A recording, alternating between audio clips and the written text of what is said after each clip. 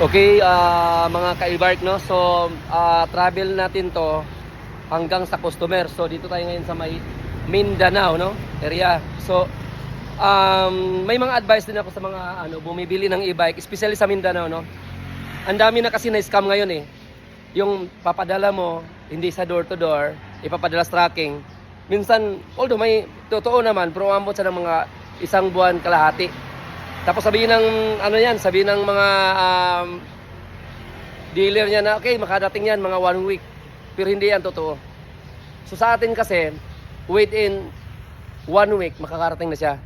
No? Kasi tayo mismo ang maghahatid sa customer. So door to door. So hindi siya pinapadala lang ng kung ano-ano lang mga tracking, no? So ito katulad nito, ito is 3 unit to. Ayan. Ayan. So, 3 unit yan. Ayan. Kung nakikita natin, 3 unit yon ang dala natin ngayon. So, marami kasing reklamo ngayon ng mga bumibili ng e-bike from Mindanao. Kasi hindi daw nakakarating sa kanila yung shipment nila. And then, kung makakarating man, ang daming din. Sa atin is door to door. May technician tayo na kasama.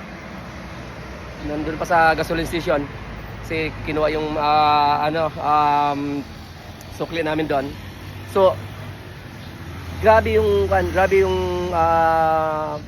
pag-comfort natin sa customer, door to door delivery.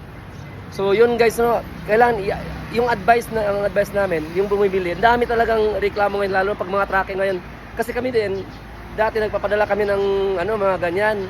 Pero ini-stop namin, bumili na lang kami ng sasakyan from Manila to Kumay.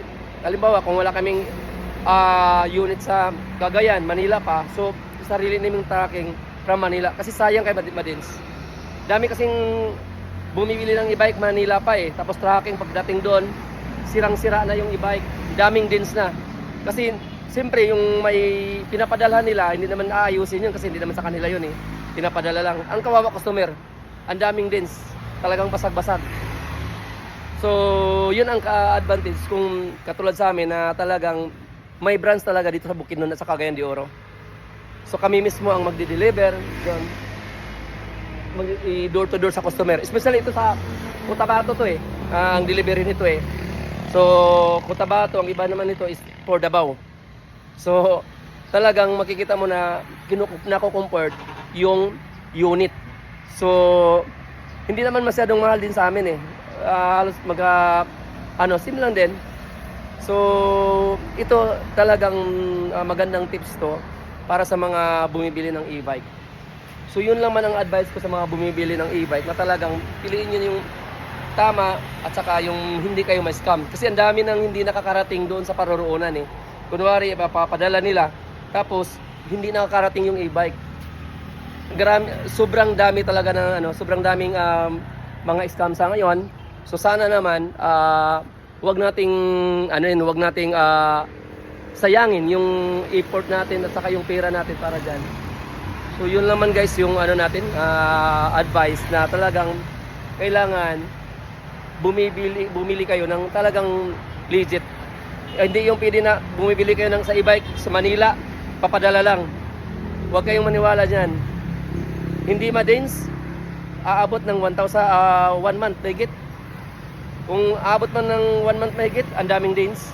Ang iba hindi nakakarating. Daming scammer talaga ng tracking.